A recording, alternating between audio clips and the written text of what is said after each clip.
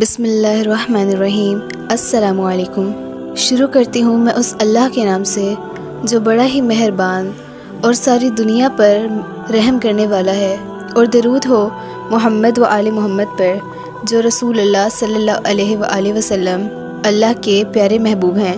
عزیزان محترم، میں آپ کے ساتھ اللہ تعالیٰ کے گہرے دوست کا واقعہ شیئر کرنے والی ہوں۔ اس واقعے کا آپ مکمل ضرور سنیے گا۔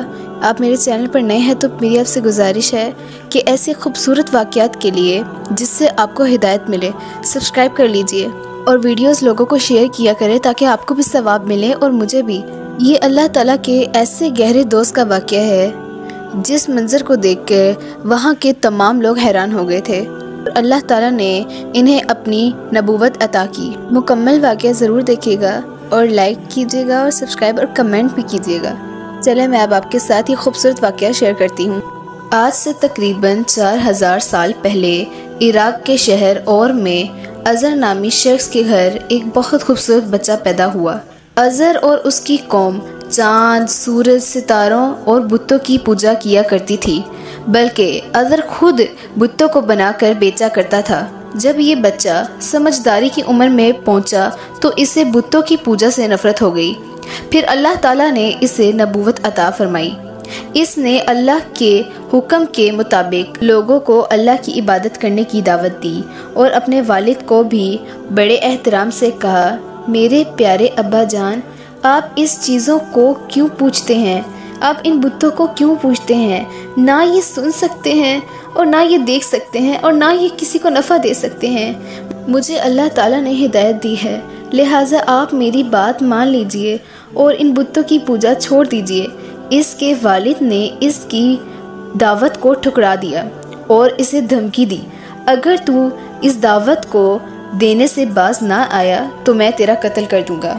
پھر اس نوجوان نے اپنے والد سے کہا، میرے ابا جان، میں آپ کے لیے اللہ تعالیٰ سے بخشش کی دعا مانگتا ہوں، اور احترام سے سلام کر کر چلا گیا۔ وہ اپنی قوم کو ایک اللہ کی عبادت کرنے اور بتوں کی پوجا سے باز کرنے کی دعوت دیتے تھے۔ ایک دن جب قوم میلے پر گئی تو وہ بت خانے میں داخل ہوئے اور ایک کلہاڑی لی اور بڑے بت کے تمام بتوں کو توڑ دیا۔ جب قوم وہاں سے واپس آئی اور یہ دیکھ کر حیران ہو گئی کہ یہ تمام بت آخر کیسے ٹوٹ گئے، وہ سوچ میں پڑ گئے اور کہنے لگے، لہٰذا یہ کس طرح ہو گیا؟ پھر ان میں سے کھڑے ایک آدمی نے کہا، یہ اسی نوجوان کا کام ہو سکتا ہے جو ہمیں ان کی عبادت کرنے سے روکتا ہے۔ جب انہوں نے اس نوجوان کو بلانے کا حکم دیا، اس نوجوان سے پوچھا کہ کیا تم نے ہمارے بتوں کو توڑا ہے؟ تو نوجوان نے کہا کہ انہی بڑے بتوں سے پوچھ لو، تمہیں خود ہی بتا دیں گے۔ قوم نے کہا کہ آخر تم یہ کیا کہہ رہے ہو؟ بھلا یہ ہمیں کس طرح بتا سکتے ہیں اور نہ ہی اس کا جواب دے سکتے ہیں؟ پھر وہ نوجوان کہنے لگا، تم پر اور تمہارے ان جھوٹے خداؤں پر مجھے افسوس ہے، تم لوگ عقل سے کام کیوں نہیں لیتے؟ اس زمانے میں ایک ظالم بادشاہ نمرود ہوتا تھا جو اپنے آپ کو ہی خدا کہتا تھا۔ جب اس نوجوان کی باتیں نمرود تک پہنچیں تو اس نے نوجوان کو بلا کر پوچھا، تم کس کی عبادت کرتے ہو؟ تو نوجوان نے کہا، میں اس پروردگار کی عبادت کرتا ہوں جو زندگی اور موت کا مالک ہے۔ یہ سن کر ظالم بادشاہ نمرود نے ایک بے گناہ آدمی کو قید کر دیا اور ایک ظالم آدمی کو رہا کر دیا اور کہا، دیکھو میں بھی زندگی اور موت دے سکتا ہوں۔ اس نوجوان نے کہا کہ میرا رب وہ ہے جو سورج کو مشرق سے نکالتا ہے، اگر تو رب ہے تو اس کو مغرب سے نکال کر دکھا۔ یہ سن کر نمرود بالکل خاموش ہو گیا اور اس بات کا جواب نہ دے سکا۔ پھر اس نے آخر بے بس ہو کر ایک بہت لمبی آگ جلائی اور بہت بڑی جگہ پر آگ جلائی اور اس نوجوان کو اس آگ میں ڈالنے کا حکم دیا۔ جیسے ہی اس بادشاہ کے سپاہیوں نے نوجوان کو آگ میں ڈالا تو اس نوجوان نے اس دعا کو پڑھا، حسبنا اللہ و نعم الوکیل، میرے لیے اللہ ہی کافی ہے اور وہی بہترین ہے اور وہی میرا کارساز ہے۔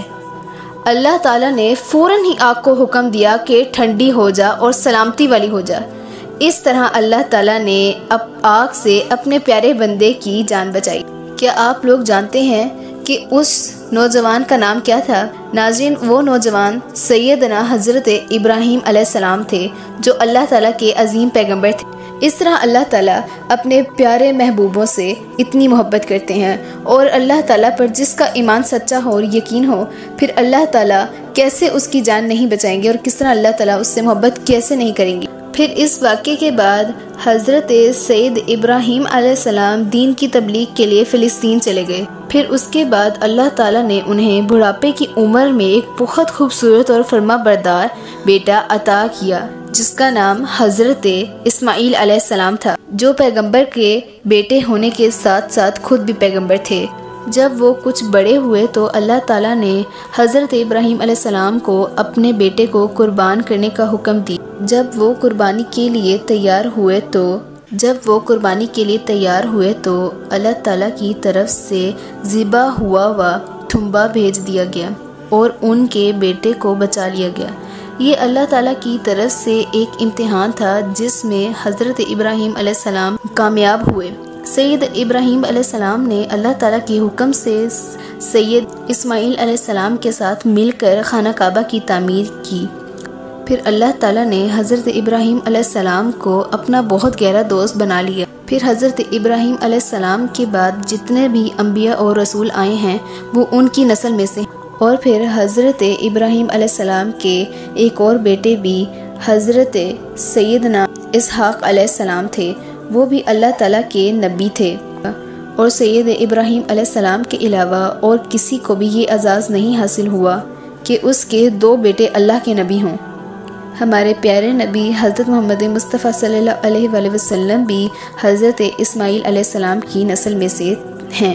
حضرت ابراہیم علیہ السلام کو انبیاء کا باپ بھی کہا جاتا ہے۔ عزیزان محترم، میں یقین کرتی ہوں کہ آپ کو یہ واقعہ بہت پسند آیا ہوگا۔ اگر پسند آیا تو پلیز میرے چینل کو سبسکرائب کر دیجیے، دعا میں یاد رکھیے گا۔ خدا حافظ، اور چینل کو سبسکرائب ضرور کیجیے گا اور بتائیے گا کہ یہ ویڈیو کیسی تھی۔